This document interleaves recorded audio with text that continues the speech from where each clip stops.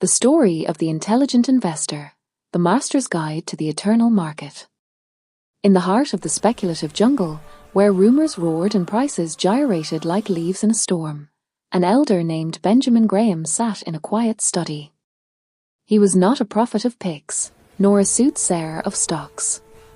He was a philosopher of price and value, and he began to write a book, a tome of timeless principles to guide the seeker of true wealth.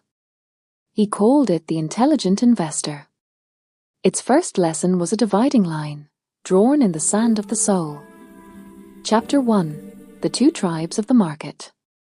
In this arena, the elder began, there are not bulls and bears. There are investors and speculators. He described the speculator, a creature of emotion, chasing tips and trends, seeing stocks as blinking numbers, betting on the moods of the crowd. The speculator lived in a state of perpetual reaction, a leaf on the market's windy surface. Then he described the investor, a calm owner of businesses. The investor saw past the ticker symbol to the factory, the patents, the people, and the profits. The investor's tool was not prediction, but analysis. Their temperament was not excitement, but patience. Their goal was not a quick score, but the gradual, certain accumulation of value. Decide now, the elder said. Which will you be? Chapter 2. The Parable of Mr. Market. To illustrate the market's madness, Graham told a story. Imagine, he said, you have a partner in a small, solid business. His name is Mr. Market. Every single day, Mr. Market knocks on your door with an offer. Some days, he is euphoric, the sun is shining, the future is limitless. He offers to buy your share for a king's ransom.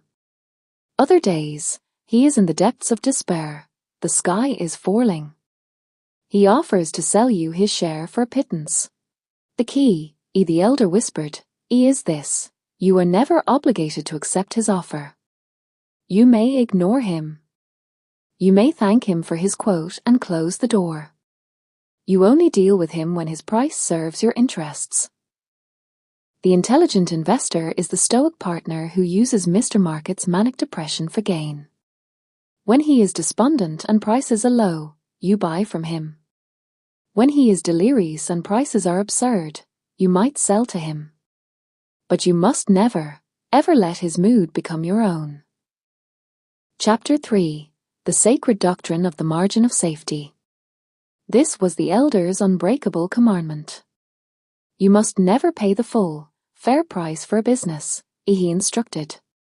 You must only buy at a significant discount to its true worth. This discount is your margin of safety.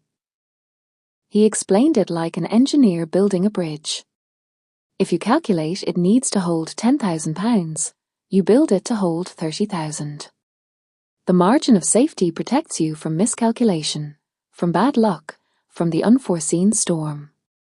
In investing, he said, the future is always uncertain. The margin of safety is what allows you to be wrong and still not be ruined. It is the difference between speculation and investment. Chapter 4. The Parts, Defensive and Enterprising. The elder offered two parts. For the defensive investor, the individual seeking peace and preservation, he prescribed a simple formula: own a diversified, conservative portfolio split between high-quality stocks and bonds. Rebalance it once a year, mechanically selling what had gone up to buy what had gone down. Automate your contributions. Ignore the news. A wise commentator, Jason Zweig, would later add a note in the margins: in our time, this path is perfectly walked by owning low-cost index funds. For the rare enterprising investor, willing to devote their life to the craft, Graham outlined rigorous methods, scrutinizing balance sheets for companies selling for less than their cash, seeking out neglected, unloved bargains. This path, he warned, is a profession. It is not a hobby. For every one who succeeds, 100 speculators will fail, believing they are investors. Chapter 5. the armor against yourself. A final part of the teaching was psychological armor. The elder knew the greatest enemy was not the market, but the self.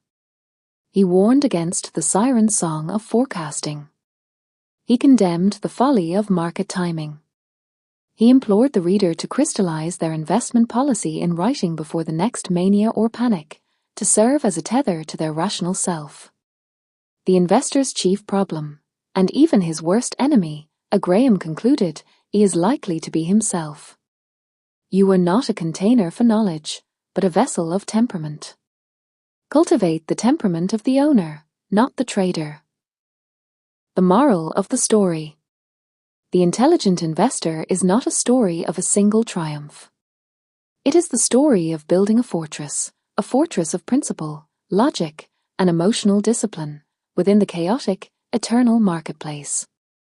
Critics might say its examples are old or its formulas too rigid. But its wisdom is immutable. It answers the question not of what to buy in 2025, but of how to think in any year. This story is for the individual ready to move beyond tips and trends. It is for the one who wishes to engage with the market not as a gambler, but as a rational business person. It turns investing from a game of chance into a field of study, governed by the timeless laws of price and value. It teaches that true intelligence in investing is not a measure of IQ, but of character.